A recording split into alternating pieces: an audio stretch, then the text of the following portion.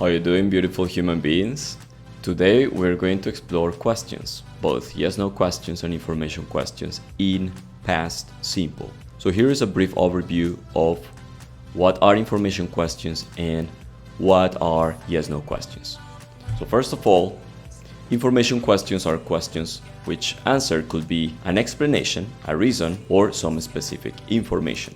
It could be about a place, about a time, about how something is done.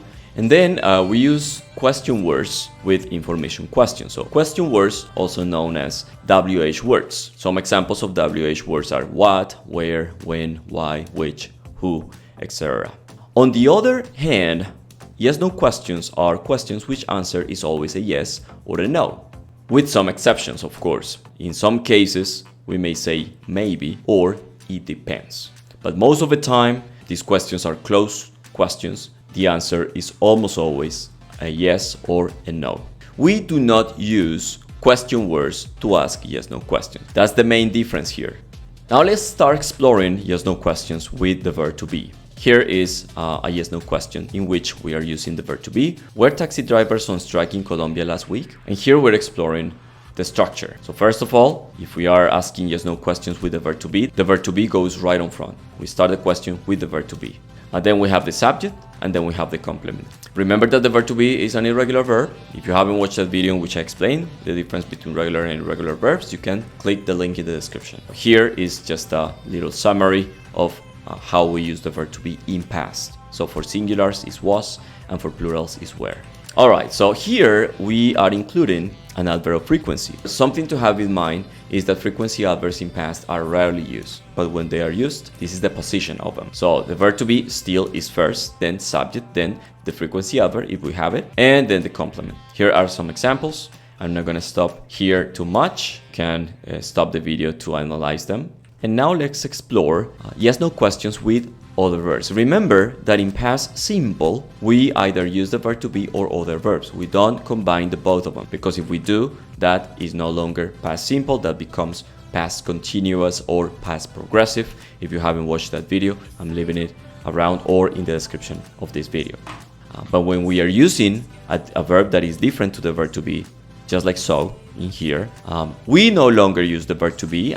Instead, we use an auxiliary. Just like in present simple, we use the auxiliary do and does. In past, we use the past of do or does, which is did. This is the auxiliary we use in past simple, and we use it with all the subjects, so don't worry about it. It will always be did if the verb is not the verb to be, all right? Because if we have the verb to be replaces the auxiliary. It goes at the beginning, as you could see here, right? Because there were no other verbs in these examples. Here we have other verbs, so we replace the verb to be by the auxiliary did. You can stop the video and analyze these examples. I'm just gonna read the first one. Did our ancestors use advanced technology like AI? And when we do include frequency adverbs in past with other verbs, which is rare, it's very rare, this is how we do it. Did she always wake up early during the pandemic?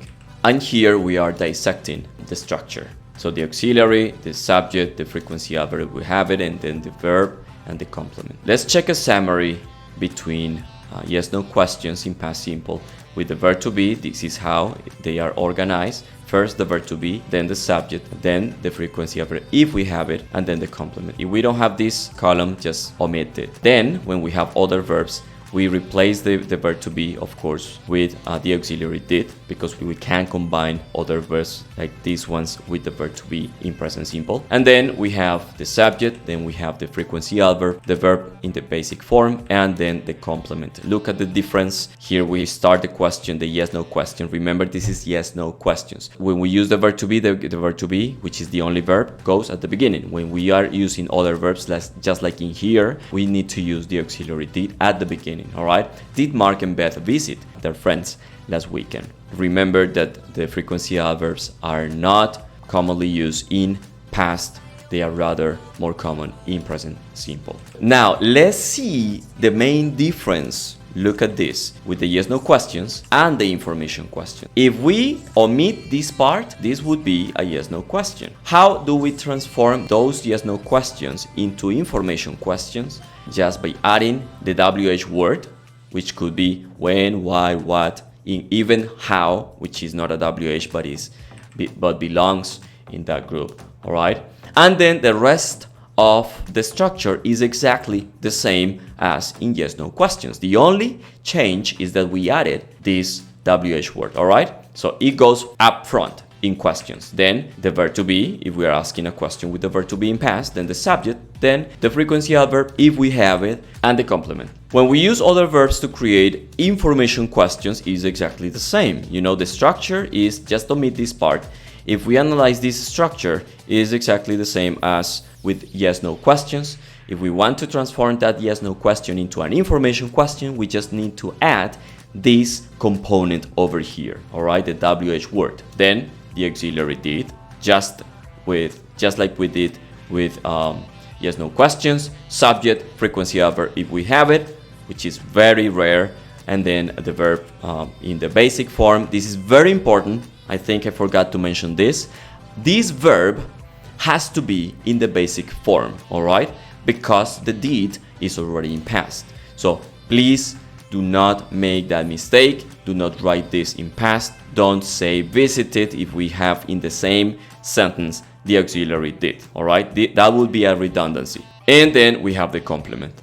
And guys, there is an exception when we use the WH word who, as you can notice here. And I actually realized this in class yesterday. A shout out to Manuela Villamarin. She asked me a question and made me realize something that is worth clarifying, which is when we use the WH word who, normally we omit the subject, right? Because we don't know who the subject is. So we omit it.